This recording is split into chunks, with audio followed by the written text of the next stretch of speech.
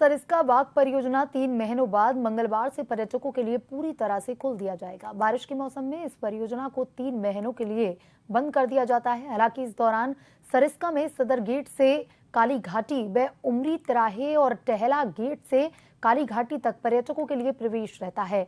Buffer zone में भी safari की अनुमति रहती है। वहीं 1 अक्टूबर से पार्क खुलने के बाद अब पर्यटक सरिस्का के सभी जोन में सफारी का आनंद ले सकेंगे।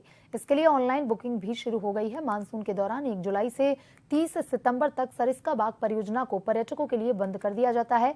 यह समय बाघ एवं अन्य वन्य जीवों की ब्रीडिंग का होता है।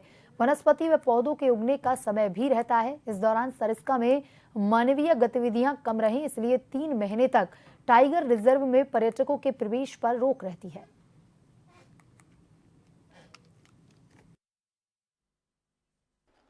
अलवर जिले के सरिस्का बाग परियोजना अब एक बार फिर पर्यटकों के लिए 1 अक्टूबर से खोल दिया जाएगा, जिसकी तैयारी सरिस्का प्रशासन ने पूरी कर ली है। वहीं मेरे साथ सरिस्का डीएफओ हैं, उनसे हम जानना चाहेंगे। जी सर, बताइए 1 अक्टूबर से पर्यटकों के लिए सरिस्का खोल दिया जाएगा, किस तरह की तैयारी की गई है और अब की बार बारिश भी ज़्यादा हुई है?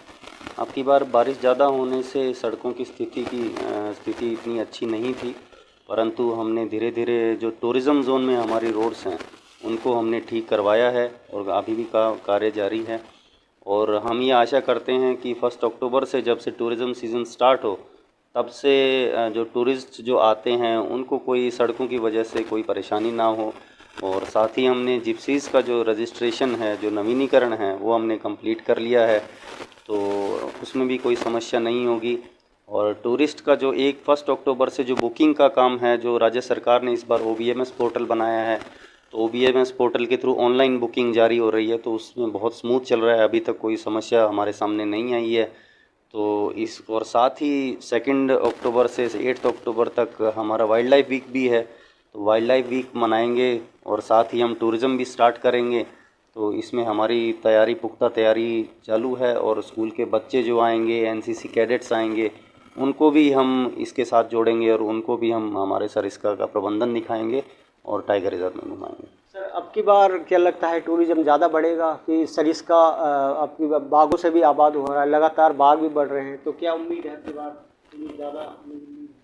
बिल्कुल, आपकी बात सही है। सरिस्का में अब 43 टाइगर्स हो गए हैं, तो सबको लगता है कि टाइगर्स की साइटिंग ज़्यादा होगी। और दिल्ली के चूँकि सबसे नज़दीक है सरिस्का, तो हमें भी आशा है कि ज़्यादा टूरिस्ट आएंगे और टूरिज़्म सीज़न में फुल बुकिंग रहेगी। अलवर के नज़दीक भी बाला किला में काफ़ी साइटिंग हुई है बाघों की। लगता है अब पर्यटकों के लिए शहर के नज़दीक भी अब बाघ देखने लगे, इससे सरिस्का को भी काफ़ी फायदा होगा। बिल्कुल, आपकी सब बात सही है। बाला किला के करीब हमारा 2 टाइगर और 1 टाइगरेस वहाँ पर विचरण कर रही हैं और लोगों को बाला किला वाली रोड पर ही टाइगर की साइटिंग कई बार हुई है। तो ये बहुत अच्छे संकेत हैं कि बाघ बढ़ते संख्या जो बाघों की है, साथ ही साथ उनकी साइटिंग भी बढ़ रही है और लोग भी उसका आनंद ले पा रहे हैं। और जब पर्यटक को जब बाघ दिखता है, जैसे रणथंभौर में जाते हैं तो लोगों को बाघ दिखता है, तो लोग आगे भी बताते हैं और आगे बताते हैं तो टूरिज़्म की संभावनाएं और बढ़ जाती है, जिससे क्या है कि टूरिस्ट ऑपरेटर्स की भी कमाई बढ़ती है, हमारे बाग टाइगर रिज़र्व का नाम भी रोशन होता है और जो आसपास जो संचालन की गतिविधियां हैं वो भी बढ़ती हैं, जिससे क्या है कि कमाई साइटिंग होगी, तो इससे आने वाले दिनों में पर्यटकों का काफ़ी इजाफा होगा, जिससे सरिस्का को काफ़ी फ़ायदा भी होगा। मैं भरत कुमार, जन TV, अलवर।